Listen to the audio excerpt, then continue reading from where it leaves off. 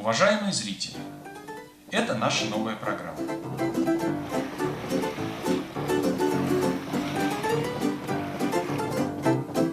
Да, Бредни. Вот так она пока будет называться. Так вот, эта программа вовсе не о рыбалке. О рыбалке, конечно, тоже, но круг тем значительно шире. Мы будем беседовать с людьми, которые путешествуют по отдаленным, интересным и не всегда безопасным местам. Мы будем говорить о взаимоотношениях человека и дикой природы.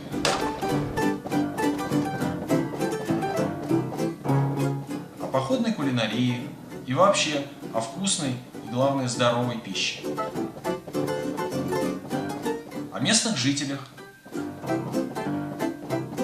О загадочном и необъяснимом, о древних духах, о легендарной Гиперборее, даже о снежном человеке.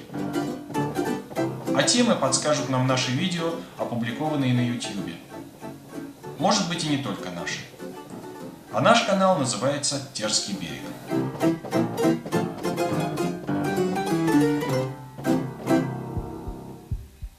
Так вот, в комментариях к нашим видео сталкиваются такие противоречивые, порой полярные мнения, что мы решили, пора выносить темы на более широкое обсуждение.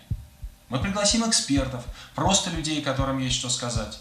Да вы сами сможете принять участие в наших программах, очно или дистанционно. Современный интернет это позволяет. В финальных титрах будет контактная информация. А сегодня наши участники наметят круг тем, которые мы намерены подробно обсудить в ближайшее время. Встречайте! Антон Гускин, путешественник, оператор, автор документальных фильмов.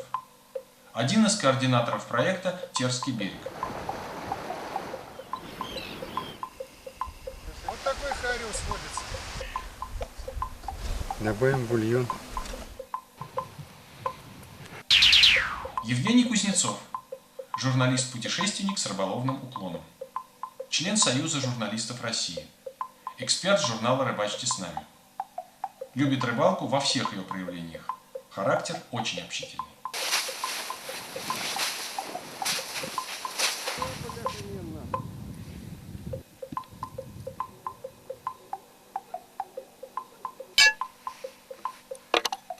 Направляй сюда.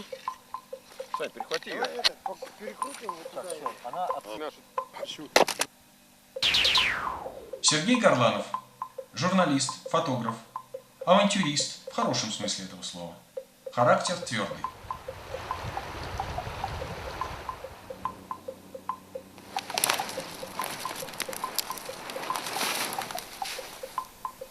Ну что, поехали? Да, поехали.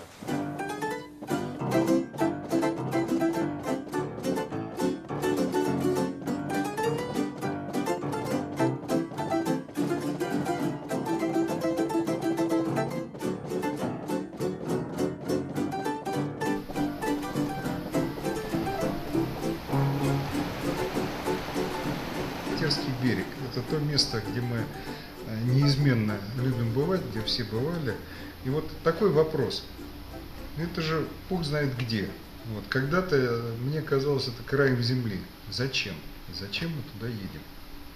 Ну, кто-то за трофеем, кто-то за красивыми видами, кто-то там за впечатлениями. Я, например, ради того, чтобы поймать хороший трофей, потому что там мало людей и есть шанс это еще сделать. Реки, чистейшие озера, конечно, просто бесподобные места. Чем запомнилось это путешествие для тебя? В общем, это было экстремально, это было очень экстремально. Достаточно вспомнить небольшое потопление, да, перед нашей, так сказать, поездкой. Вот я о чем тебе и говорю. Ну пошла, да. Вперед, вперед, быстрее, быстрее! Быстрее! Давай, вперед! Пящий Вперед! вперед! Тихо, спокойно!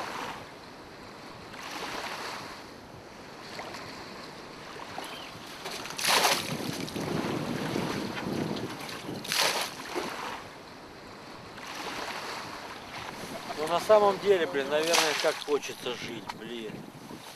А тем более, как не хочется плыть в ледовитом океане, даже 200 метров.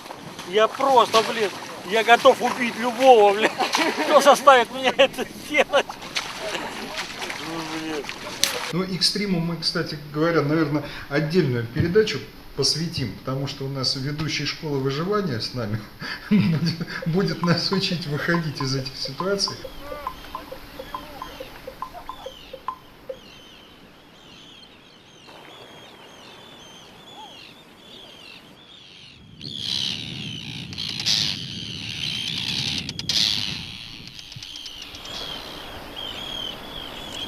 Все это крякает, летает, пищит.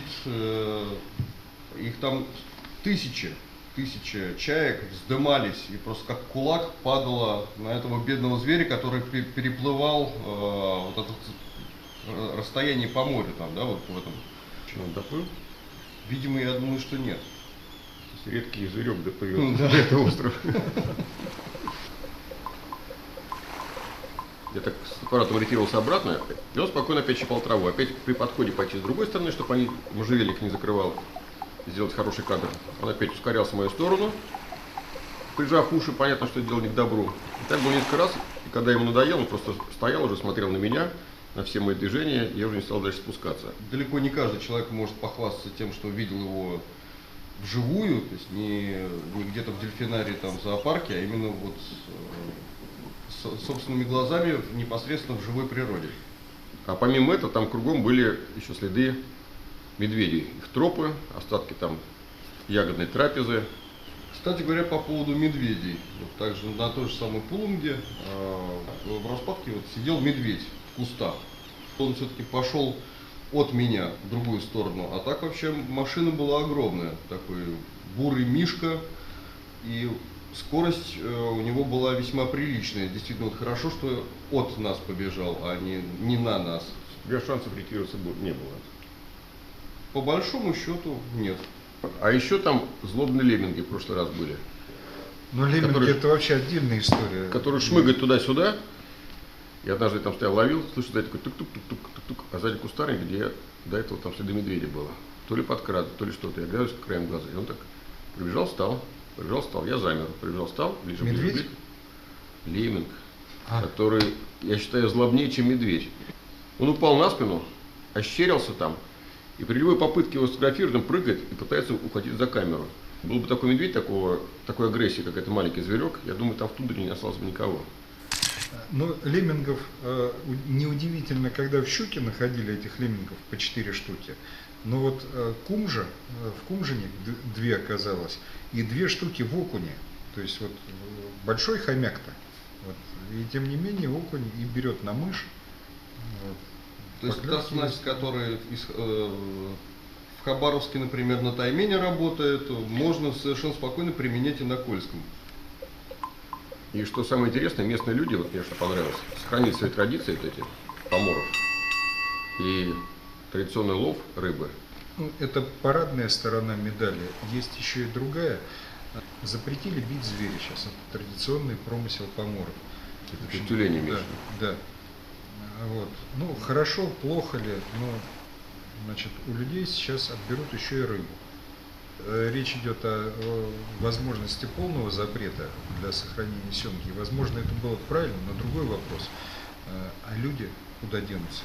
И у них выбивается экономическая база из-под Да. существования. Вот. И вот эта культура, она еще осталась, но она осталась скорее вопреки ситуации на самом деле. Раньше хариус водился по всей средней полосе, включая до Тульской области, потом он пропал. А там он есть, европейский хариус, достаточно трофейный, крупный, и что немаловажно, очень вкусный.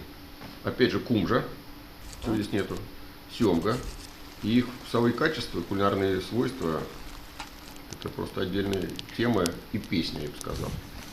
Многие наши зрители сочтут ваши слова кощунством. Почему? Они убеждены, что ее можно только поцеловать и отпустить. А есть надо вот эту вот гадость, которая продается в магазине. Невозможно эту рыбу просто поцеловать и отпустить, ее обязательно хочется попробовать. Мы сделаем это отдельной и постоянной рубрикой наших передач, то есть вот походная кулинария, потому что можно попробовать деликатесные какие-то продукты, которые вообще недоступны нигде. Больше того, это экологически чистый продукт, вот чем немаловажно. Не выращенный где-то там в стойле лосось норвежский, который кормят гербицидами, пестицидные, чтобы они росли быстрее, чтобы там не болели. Мясо было краснее. Мясо было красное, да. Зато у нас экологически чистые там и с экологически чистыми паразитами.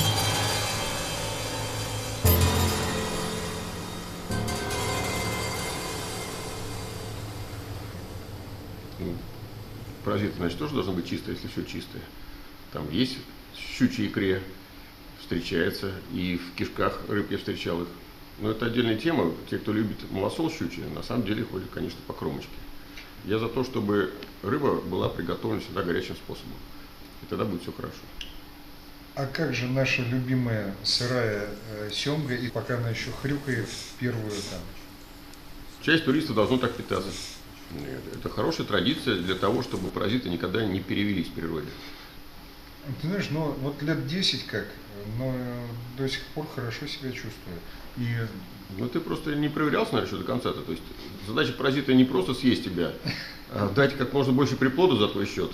традиции сыроедения, они все-таки опять откуда-то взялись, но и вот в Монголии, в частности, это уже другая, но встречаются традиции, когда местное население употребляет там, кровь животных, там, сырое мясо, наверное, сырую рыбу и не болеет, там, в частности, цингой, там, не имеет авитаминозов.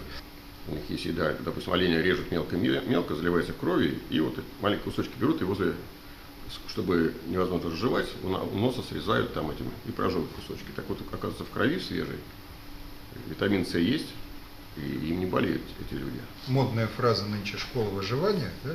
Может быть, тоже сделать постоянной какой-то рубрикой, которую мы будем затрагивать, которую ты нас научишь, подскажешь, и, может быть, благодаря этому Может, мы не подольше... только я, еще кто-то кого-то привлечь, на самом деле, туда. Какую кору, в каком лесу можно кушать? Осиную можно всегда. Много не съешь, горькое. Но малярии и цинги не будет. То есть во всех этих вещах нужен разумный подход. Здесь больше, наверное, эмоции и какой-то порыв. И местами даже авантюра. Нет, а нужен разум. Может быть, о способах рассказать разнообразно, какие там есть. Там же на Толстяке это именно туда, как в Мекку некую, где можно придержать на тонкой снасти крупного трофея. Бороться с ним. Англичане то же самое. Англичане, американцы, там и наших много едет туда. База создана на этой основе. Ну, нахлыст — это вообще отдельная тема. Где-то это, значит, удел лордов и элитная какая-то вещь, где-то наоборот это способ ловли русского крестьянина. Вообще об этом можно очень много поговорить. Это, конечно, тема отдельной передачи, но не одной.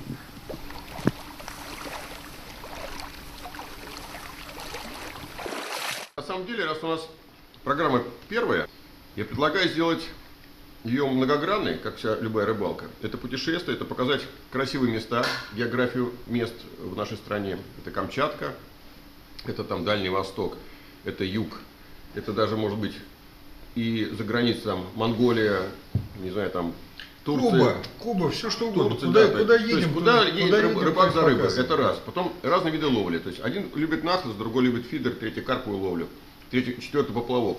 У каждого свой склад характера, и каждый любит ее по-своему. И каждый для себя что-то может новое открыть. Кто-то не любит нахлыст, И каждый, попробует. больше того, и каждый делает на любой рыбалке свое какое-то открытие. Это может быть для кого-то открытие, для кого-то полезным советом, чтобы в дальнейшем его использовать. Когда мы выезжаем на природу, вот мы так отдыхаем, мы любим, да, мы любим путешествия, любим рыбалку, любим вообще этот образ жизни. Вот, и когда мы выезжаем вот в эту среду, да, мы каким-то образом воздействуем на нее, она воздействует на нас. Ну да, отношение к природе и себя чувствовать в ней. Ты чужой элемент или ты органичная? Вот как раз при этом мы видим новые места, мы получаем какие-то впечатления, мы что-то за собой оставляем, да? Как мы там должны себя вести, что мы должны от этого получить, что мы должны дать и что мы не должны давать. Да, то есть вот неизбежно мы оказываем влияние, она оказывает влияние на нас. Я приехал, и после меня хоть потоп, когда часто встречаешь, видел мусорных этих грядок, которые вдоль рек. Ну вот где Которые мы она убираем. оптимальная граница, да? И в связи с этим тема возникает, то есть мы и разную географию увидим, и разные способы ловли, и там так называемая школа выживания или там поведение в среде, да? Для того, чтобы это было безопасным и для себя, и безвредным, и для, той, Вообще, что и можно, для той что среды. можно, а что нельзя. Да, Да. для той среды. Ну, как раз обсудим. Эта тема спорная, потому что кто-то считает так, кто-то считает так. Вот мы Отлично столкнулись. мысль. Да, я чуть-чуть продолжу. Такая вот, ну, удивительно, могут люди по-разному смотреть. То есть про таймение. Нужно ли большого таймения изымать из природы? Да? И вот оказывается, местные имеют мнение такое, вот высказывают совершенно откровенно, говорят, меня дедушка учил крупную рыбку забрать, а маленькую отпускать, пусть подрастет. Это Да, касается то есть не люди только искренне таймени, но и верят. любой другой рыбы, фактически. То есть это касается любого маточного стада. Не упомянули такую вещь, я бы их объединил под одной темой. Сам я к ним отношусь скептически. Это так называемые гиперборейские истории, я бы вот так вот все это назвал. Тут и снежный человек, йети, НЛО и всякие там... И просто байки у костра.